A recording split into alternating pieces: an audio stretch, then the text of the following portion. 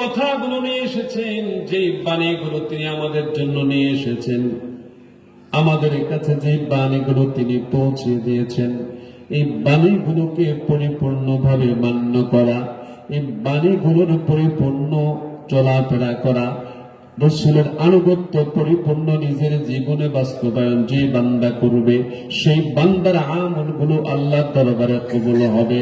আর সেই পথে যদি আমলগুলো না হয়, তারা আমলগুলো বরবাদ হয়ে যাবে, সে আমলগুলো কোনো কাজ হবে না। আওয়াজ করে বলি নাউজুবিল্লাহ।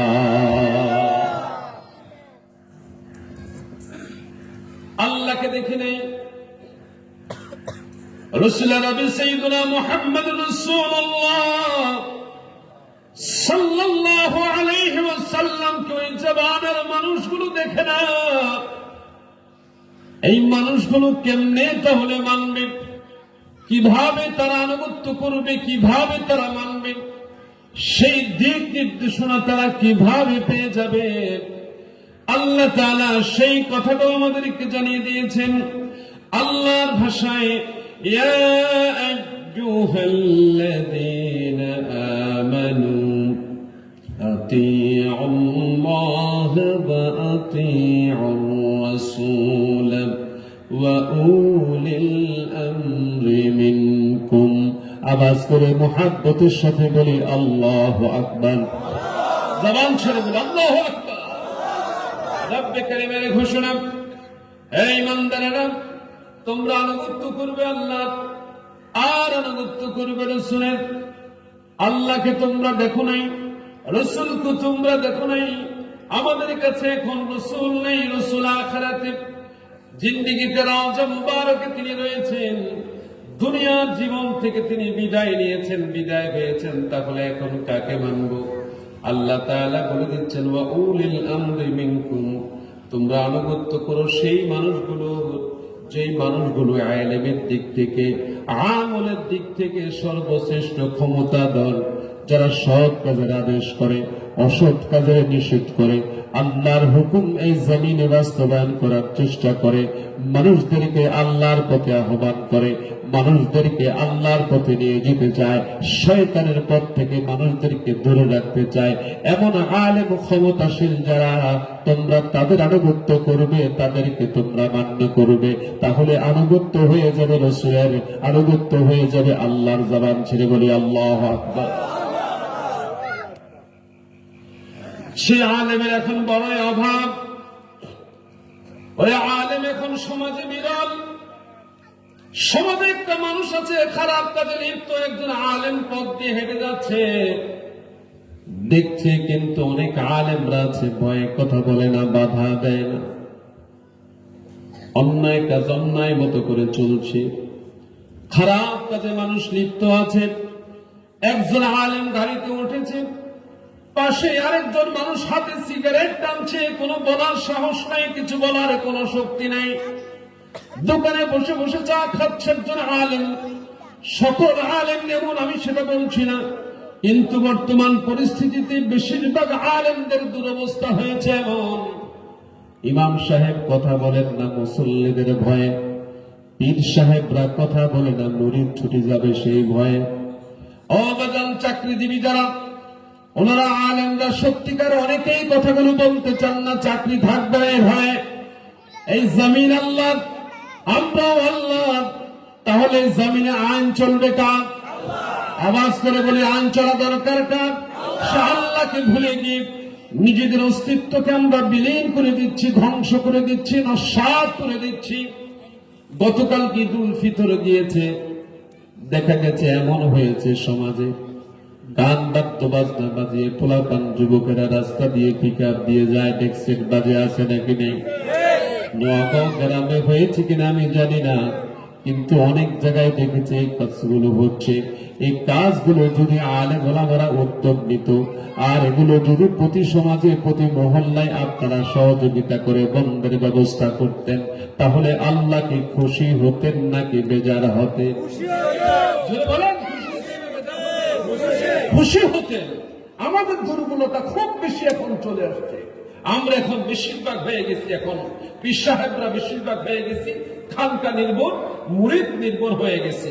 কিছু আলেমরা হয়ে গেছে দাওয়াত নির্ভর, কিছু আলেমরা হয়ে গেছে চাকরি নির্ভর, কিছু আলেমরা হয়ে গেছে মানুষের মুখাপেক্ষী। বিধায় আল্লাহর জমিনে যারা হক কথা বলবে, সত্য কথা বলবে, এমন সংখ্যা এখন অনেক কম। যদি সকল আলেমরা সম্মিলিতভাবে চেষ্টা করত আল্লাহর আনুগত্য, রাসূলের আনুগত্য দিয়ে এই জমিন সুন্দর হতো না সুন্দর হতো। এ থেকে আমরা এখন ধরেছি দূর হয়ে গেছে কঠিন বাস্তবতা। আমরা পেশাবরা মনে করি যে পীর যত মুরিদ পারবে তত পীরের পকেট ভারী হবে। বাস্তবতা এখন এমন হয়ে যাচ্ছে, বেশিরভাগ জায়গায় আপনি দেখবেন হক কথা বলতে চায় না, হক কথা বলতে চায় না। এই হক কথাগুলো আমাদেরকে এখন বলতে হবে, মাঠে আসতে হবে। জমিনে পাঠিয়েছেন কে? জোরে বলুন কে? আওয়াজ করে বলুন না, জমিনে পাঠিয়েছেন কে? আল্লাহ জমিনে পাঠিয়েছেন। এই জমিন হচ্ছে আল্লাহ। তাহলে আইন চলবে কার? বলুন আইন চলবে কার? আল্লাহর আইন চলবে। কিন্তু আজকে মুসলমানরা জায়গায় জায়গায় মার খাচ্ছে, শুধু কারণ একটা, সে মুসলমানগুলো রাসূলের পথ থেকে দূরে চলে গেছে। কার পথ থেকে দূরে চলে গেছে? রাসূলের পথ থেকে দূরে চলে গেছে। রাসূলের পথে সে মানুষগুলো এখন আর নাই। আমরা আলেমরা এখন ধরেন গাড়ি দিয়ে চলি, আমরা এখন সম্পদের পাহাড় নিয়ে করি, সে নিয়ে আমরা এখন ব্যতিব্যস্ত আছি, খতম করতে চাই। অনেক আলেম ওলামারা আছে কোরআন শরীফটাও ঠিক মতো করে না। হাতের মধ্যে কোরআন শরীফ, দেখা যায় হাতের মধ্যে মোবাইল, কোরআন শরীফ খোলা, মোবাইলে কথা বলা। হয়তো আমাদের এলাকায় নেই, কিন্তু অনেক জায়গায় সমস্যাটা আছে। বাস্তবতা বড় কঠিন। বলতে পারেন হুজুর আপনাদের সামনে ওয়াজ কেন করছি, আমাদের সামনে কেন ওয়াজ করছেন? এই জন্য করছি আপনার সন্তানটাকে আলেম বানান, আপনার সন্তানটাকে আপনি আলেম বানান, এমন আলেম বানানোর চেষ্টা করেন যে আলেম হবে যুগশ্রেষ্ঠ আলেম, যে আলেমের দ্বারা খারাপই হবে না, যে আলেম মানুষদেরকে ডাকবে কার দিকে? যেটা বলুন না, কার দিকে? তাসবিহ যখন করে লা ইলাহা ইল্লাল্লাহ সুবহানাকা ইন্নী কুনতু মিনাজ জালিমিন, বললো কয়বার? একবার। আল্লাহ কয়বার? ৬-৭। হয়তো আপনাদের এলাকায় নেই, কিন্তু অনেক এলাকায় আছে। সব হুজুরের এটা করেন। আল্লাহ মাফ করুন। যে আলেমদের ভিতরে আল্লাহর ভয় আছে, যে আলেমদের কাছে রাসূলের আদর্শ আছে, সে আলেমরা কোশ্চেন কালে কাজগুলো করে না। কিন্তু কিছু আলেম আছে মুখোশধারী আলেম আমাদের কিছু জায়গায় আছে, যে আমরা মনে করি পাগড়ি পরলে, টুপি মাথায় দিলে আর লম্বা পোশাক পরলেই আলেম হয়ে যায়। এই চিন্তাধারা কে আলেম হবে? আলেমের যোগ্যতা কি? আলেমের পাওয়ার কতটুকু লাগবে? তার ফতোয়া দিতে কতটুকু যোগ্যতা লাগবে? দ্বীনি কথা বলতে তার কতটুকু যোগ্যতা লাগবে?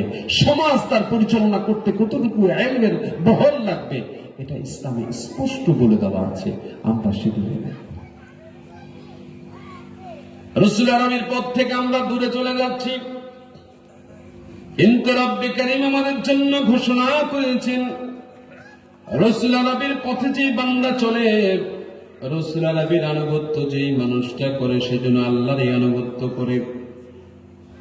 আমার আল্লাহর ভাষ্য, মাইয়াতি'র রাসূল ফাকাদ আতা আল্লাহ। আল্লাহ তাআলা বলেন, কেউ যদি রাসূল আরবির আনুগত্য করল, সে যেন আল্লাহরই আনুগত্য করল। যে রাসূলকে মানল, সেই মানুষটা যেন আল্লাহকে মানল, আল্লাহর কথাই যেন সে মান্য করল। আমরা এখন কত ফ্রি চলাফেরা করি, কত আরাম আয়েশে থাকি। রাসূল আরবি সাইয়্যিদুনা মুহাম্মদুর রাসূলুল্লাহ সাল্লাল্লাহু আলাইহি ওয়াসাল্লাম 40 বছর পর্যন্ত তিনি নবুয়ত প্রাপ্ত হন নাই। 40 বছর যখন তিনি নবুয়ত প্রাপ্ত হলেন, 40 বছরের নবুয়ত প্রাপ্তকালে তিনি যখন কালিমার ডাক দিলেন, যারা আপন ছিল তারাও সকলে অনেকেই পর হয়ে গেছে, ঠিক কিনা? সত্য কথা বললে সমাজে শত্রু বাড়বে, সমাজে আপনার মূল্যায়ন থাকবে না, মানুষ আপনাকে কটাক্ষ করার চেষ্টা করবে, মানুষ আপনাকে ক্ষতি করার চেষ্টা করবে, ভিন্ন পথে নেওয়ার চেষ্টা করবে, ভিন্ন চিন্তা আপনার ভিতরে প্রবেশ করাবে। রাসূল আরবি সাইয়্যিদুনা মুহাম্মদুর রাসূলুল্লাহ সাল্লাল্লাহু আলাইহি ওয়াসাল্লাম মানুষের মাঝে দ্বীনের কথাগুলো বলেছেন, এত সুন্দর করে বলেছেন। তারপর আমার রাসূলকে কত পরীক্ষা দিতে হয়েছে, দান্দান মোবারক শহীদ হয়েছে, শরীরে তীর নিক্ষেপ হয়েছে, পাথর নিক্ষেপ হয়েছে, নবীজির রক্ত মুবারক ঝরে কদম মুবারকের সঙ্গে আঁটুসাঁটু হয়ে জুতা মুবারক গুলো লেগে গেছে। এত কষ্ট আমার রাসূল করেছেন, তার মধ্যে আবার পরীক্ষা দিতে হয়েছে। হঠাৎ একদিন এক বেদুইন এসে রাসূলকে অপমান করার জন্য মৃত একটা গুই সাপ রাসূলের সামনে